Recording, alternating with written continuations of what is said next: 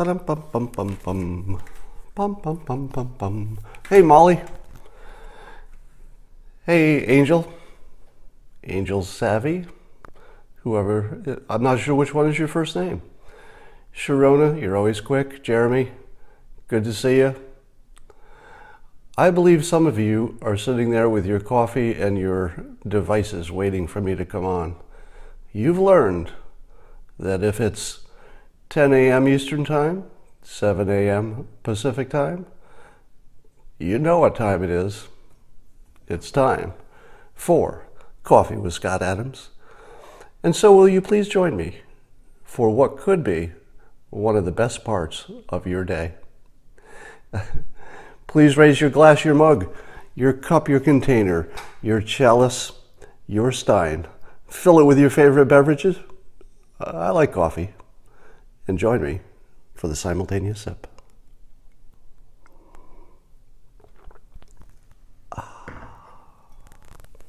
Good stuff. Now, I'd like to ask my co-host, Dale. I'd like to ask Dale to do a reading from a CNN story that's titled, Mueller may be poised to lift the lid on his investigation. Now, as you know, Dale considers any article about Mueller on CNN to be a form of pornography. And so I thought I would ask Dale to read it in his inimitable way so that we could see the world through his eyes. If you're Dale, how much do you love this article titled, Mueller may be poised to lift the lid on his investigation? Let me get Dale for you in a moment. I'll be right back. Hello. I would like to read for you today from an article entitled, Mueller, excuse me, I got a little flustered. Mueller, I'm sorry, I'll try to read his name again without shuddering in pleasure. Mueller, okay, I'm not there yet. Mueller may be poised to lift the lid. Lift the lid. You know what I mean? You know what I mean? On his investigation. Oh, it gets better. It gets better. America may get its most intimate. America may get its most intimate look yet inside Robert Mueller's secretive Russia investigation in the next 4 days with a series of disclosures. I'm talking multiple disclosures here. Not just one, a series. They have the potential to be greatly damaging for President Trump. Court filings focusing on Trump's first national security advisor, Michael Flynn, on Tuesday, and his ex-campaign chairman, Paul Manafort, on Friday, could offer tantalizing new details of Mueller's deep dive. How deep is the dive? You know what I mean? Is it a deep dive or is it a deep dive? Wow. Into the 2016 campaign. If the special counsel lives up to his reputation, I think we know what his reputation is, don't we? Don't we? Oh, yeah. His filings will feature surprising revelations and rich texture to color the picture he has already painted in indictments and witness testimony of a culture of, wait for it, endemic dishonesty in Trump's orbits about multiple, again, not just one, multiple, so far unexplainable ties with Russia. Here's the money shot. He may also begin to add context and answers to some of the intriguing clues he has dropped in a probe that has so far seen 3 people sentenced. One convicted at trial, and 7 guilty pleas, and he has charged 36 people. and entities with a total of 192 criminal counts. This is getting close to President Trump. Wait for it, wait for it. With each twist of the investigation, a fascinating trove is building of hints and implied connections, odd coincidences, and apparent shady links between the key players that is crying out for explanation. Here it comes. Catch my breath.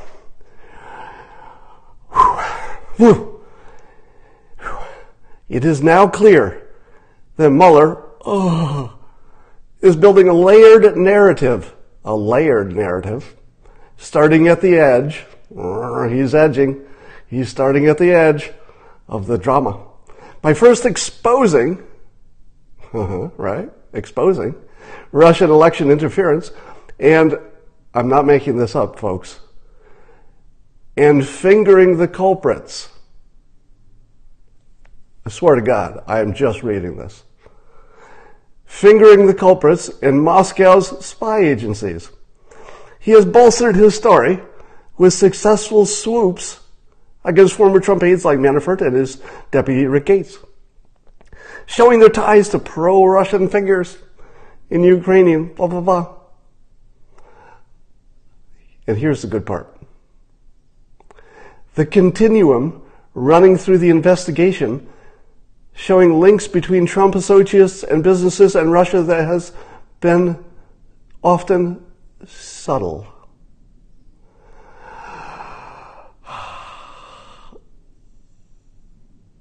My God. Stepping up the pace of his probe since the midterm elections, Mueller has moved in a direction that appears increasingly threatening to the president, including his crossing of Trump's red line, the red line, showing interest in his family real estate empire. This is just too good. All right, the rest of it's just boring, so I think I won't read it.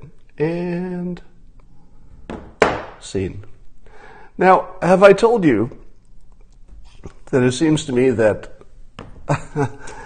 that people reading CNN about the Mueller probe are actually literally reading it like porn? That it just feels good to read these fantasies about how much trouble the president is allegedly in, and I'll drink to that. So, you may have not seen, I tweeted this, but most of you probably didn't see it, that the president had authorized the, So, listen to this. This is a government report. It says, in October, through executive order, the administration directed the government, the Department of Health and Human Services, to come up with, listen to this, a high-quality care at affordable prices based on promoting choice and competition. So there's actually a status report coming out from the government in which, and I didn't know this, but apparently President Trump ordered last year that the government work on creating, they're calling it a healthcare plan, but essentially packaging things that the government can do by increasing competition and getting rid of obstacles, by choice and competition mostly, to create lower cost healthcare by promoting choice and competition. Now, the report itself is a lot of big words and concepts, and I don't really understand what they've done, but apparently they've done a lot in terms of chipping away at the market forces that were imperfect.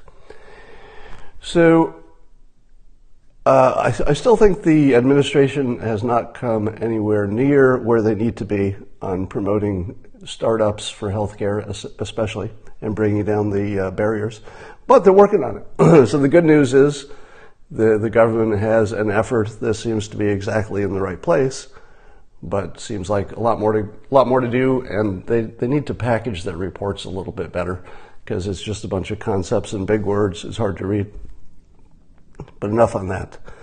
So it turns out that Canada is having a fentanyl problem that is very large. It's as a percentage of the United States. It's, because the population is smaller than the United States, it's fewer numbers, but as a percentage, it's horrible as well. And they are also talking about getting tough with China. So even Canada, the nicest people in the world, are thinking that they need to get a little bit tougher with Canada. And one of their top officials was asked, I forget the name of his office, but was asked if he thought that China was intentionally trying to weaken the West with fentanyl. And he said he doesn't know. So in other words, even the governments at the top level, they're not quite sure if China is intentionally trying to weaken other countries with fentanyl, but that it's possible. They don't rule it out. That's scary. There's a report today in Bloomberg, and Wall Street Journal, I think, had something too, in which the Me Too movement has made it very difficult for women to pursue their careers. Because apparently Wall Street and a lot of the finance people, they talk openly now about not inviting women to dinner, not having private meetings with women, not mentoring women, and canceling events if women will be there.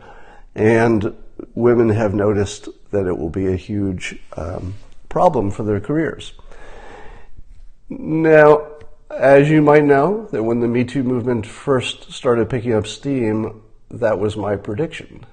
My prediction was that it would be a catastrophe for women who were trying to advance in their careers. And one of the big problems is that if you want to be mentored, and things are imbalanced right now, most of the top jobs, executive jobs, are held by men in a lot of companies, not every company. But you're cut off from the people who would benefit you the most. You can't really have a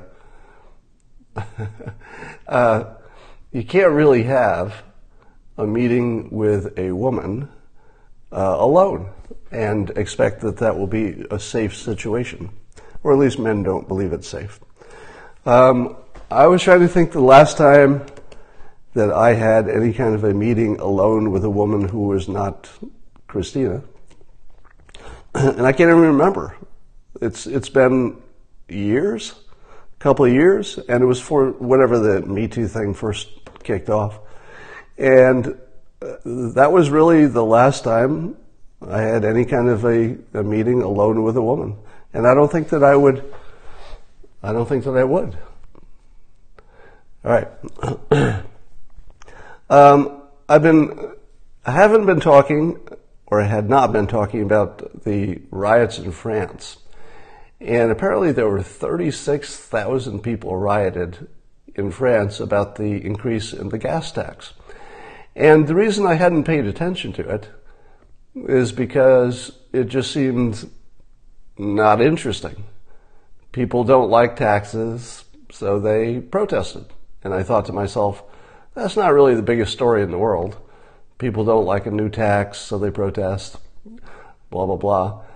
But then somebody told me, I won't tell you who, that the backdrop for this is that the gas tax was specifically designed for reducing climate change. And the idea was that if they taxed gas, people would get more efficient vehicles. It would force them toward efficiency. That would lower the amount of CO2 in the air, and that would have a beneficial effect on climate change. And so I said to myself, what? That can't be the story. Because if that were the story, I would have noticed. Because I watched the news, and even though I had only skimmed the stories about the French protest, I thought to myself, wait a minute.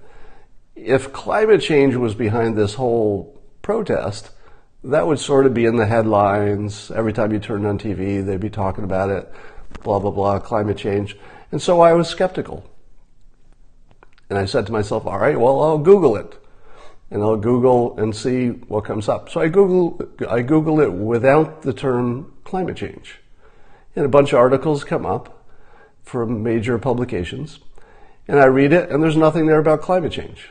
There's something there about gas tax, but no explanation of why you would raise the gas tax. And I thought to myself, well, so it's not really about climate change. It's just because the prices went up and people don't like that. And then I thought to myself, well, what if I Google, Paris, gas, riots, climate change? And only then did I find an article from a major publication, in this case NBC News, in which they said the context is that Macron wanted to do something about climate change, and so he wanted to raise the taxes. But what he did was he decided that to fight climate change by raising taxes on the lower end of the income spectrum. And it made me laugh because I thought, was there no point where he saw this problem coming? Where you raise the taxes on the low income people to make things better for the top 1%? So you could argue that the real reason the protesters are protesting is just because they don't want to pay more money. So you could make a story that just says, oh, it's just about money. But if you leave out why they're talking about money in the first place, which is climate change, you've really missed a lot of context. And here's the context of the story that I think is interesting. Climate change itself might actually be good for income redistribution. Because I've said this before, the people who are going to lose property are rich people, because they're the ones on the coasts.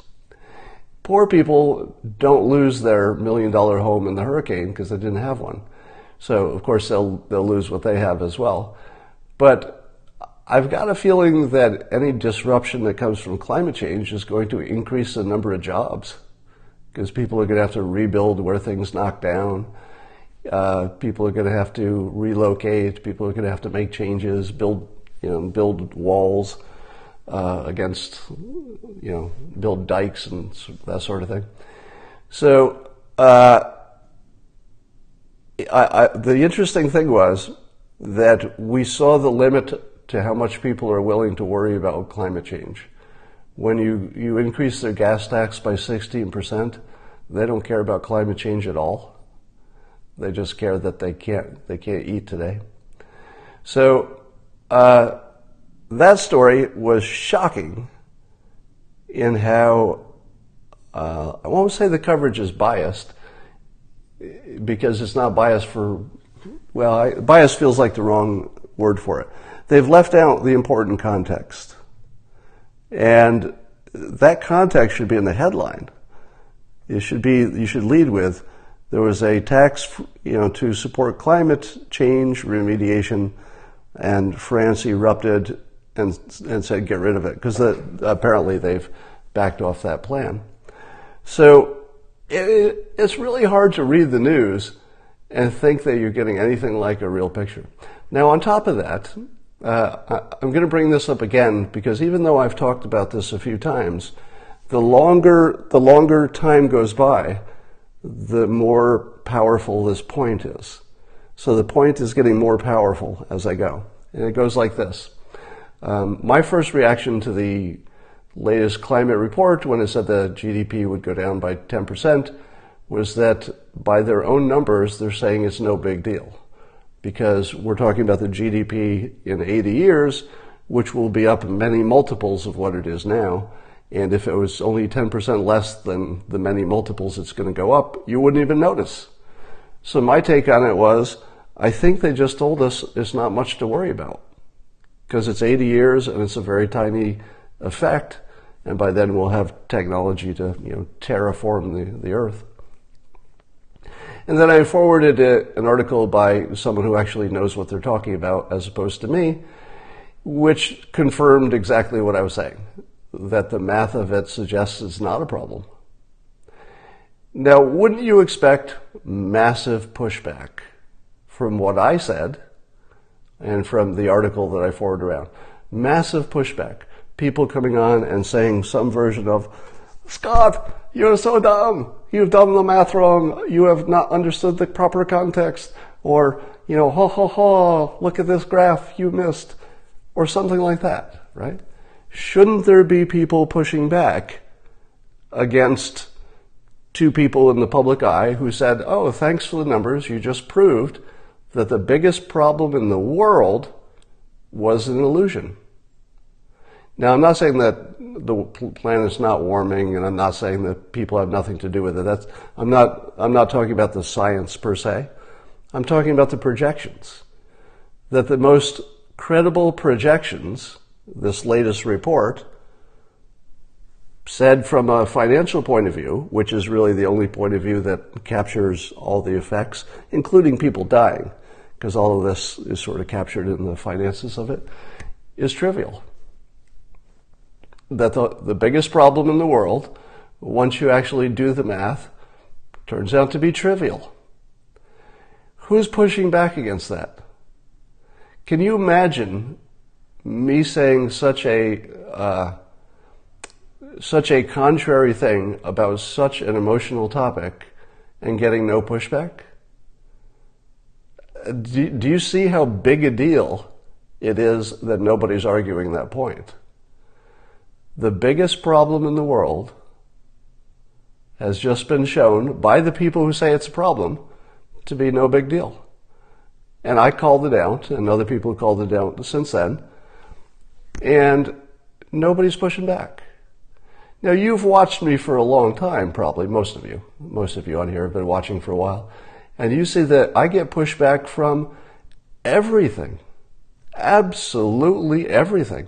There's nothing I can say, no matter how reasonable or no matter how stupid, there's nothing I say that doesn't get pushback, except that. Now, I might be wrong, maybe I missed something. Maybe there's some pushback I haven't seen, but if somebody's seen something, let me know. But the pushback is not on the question of whether the climate is warming. We're not talking about that. I'm talking about the math of it, the economics. I believe I've been shown correct on the most important prediction I've ever made, and the most contrary prediction that anyone ever made. Do you know anybody who made the prediction that the economics of climate change wouldn't be so bad? Was there anyone else? Anybody else in the world who said, even using their own numbers, doesn't look that bad to me? I think I was the first.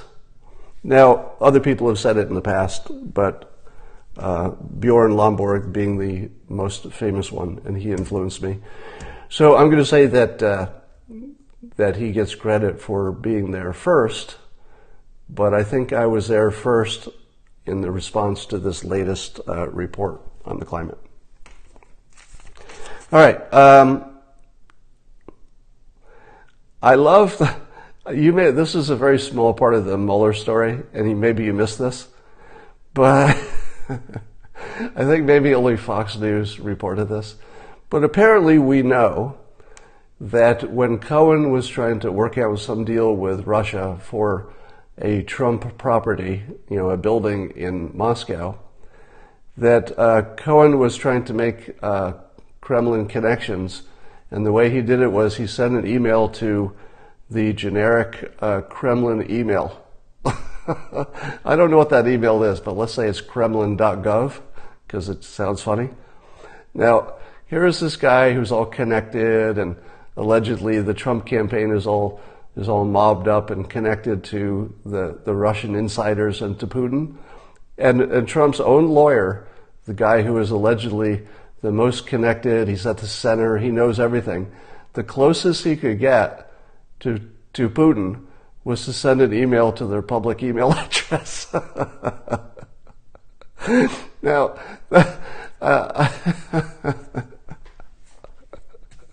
now, if I were Mueller, And I'm in the meeting, and it's the first time I found this out, and Mueller's having the meeting. He's like, what do you think? I can't do a Mueller impression because I don't know what he sounds like, which is a compliment to Mueller because he stays out of the limelight. So you got to give him that. But you imagine him in that meeting saying, well, we've got this Cohen now. We'll squeeze him in. We'll squeeze him. We'll find out about his close ties to the Kremlin and how he contacted him. Does anybody have any digital information about how he contacted Putin? And then one of his people says, well, I might have some information. We discovered that he contacted the Kremlin by email. Oh, that's great. We got him now. What was in the email? Well, it said we should work together on a building. Oh, got him now. Go on. How did we find this email, and who exactly did he address it to? Well, it's funny you should ask. He addressed it to Kremlin.gov, their generic email address that you can see on the website.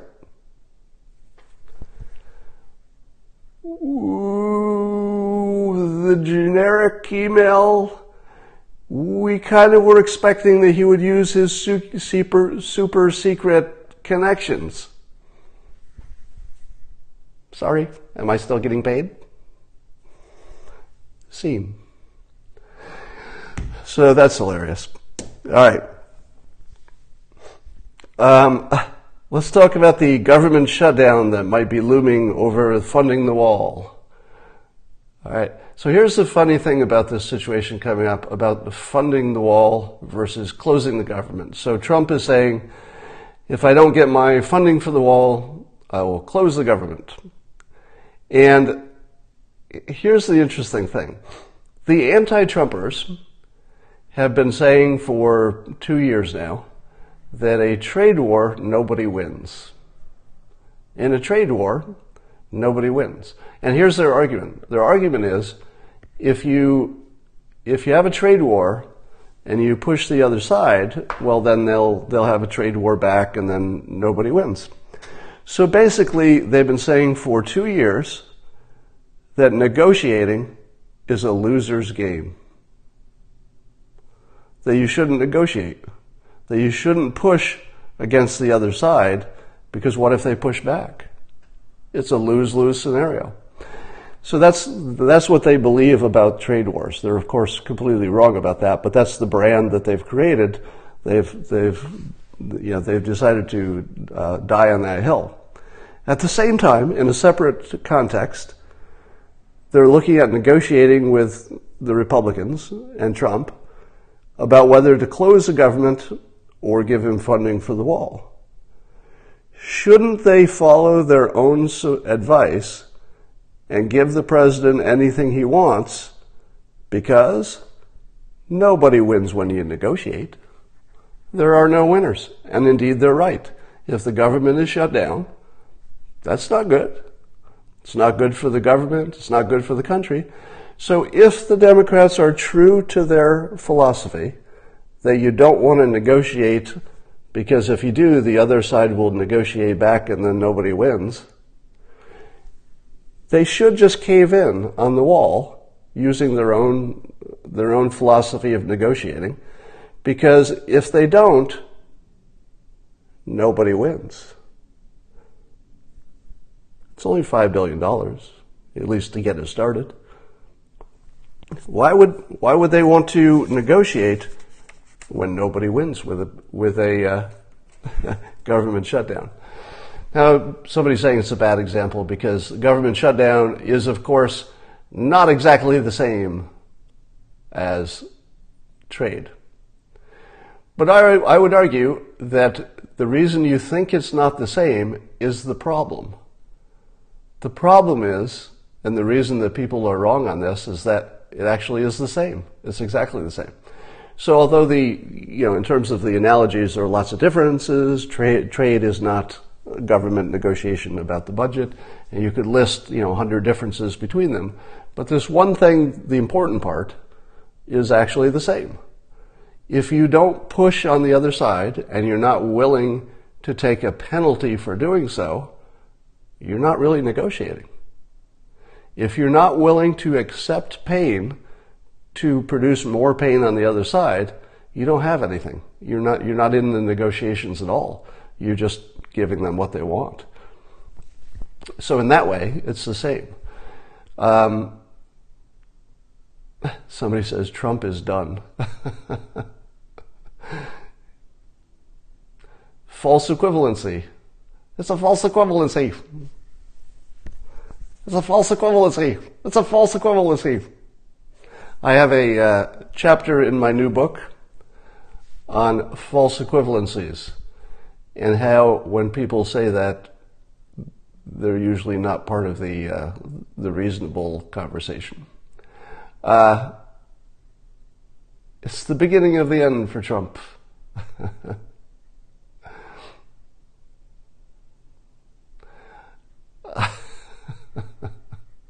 This is reading your predictions on the Flynn report. No, I don't have any predictions on that. New book, probably won't see it till October next year.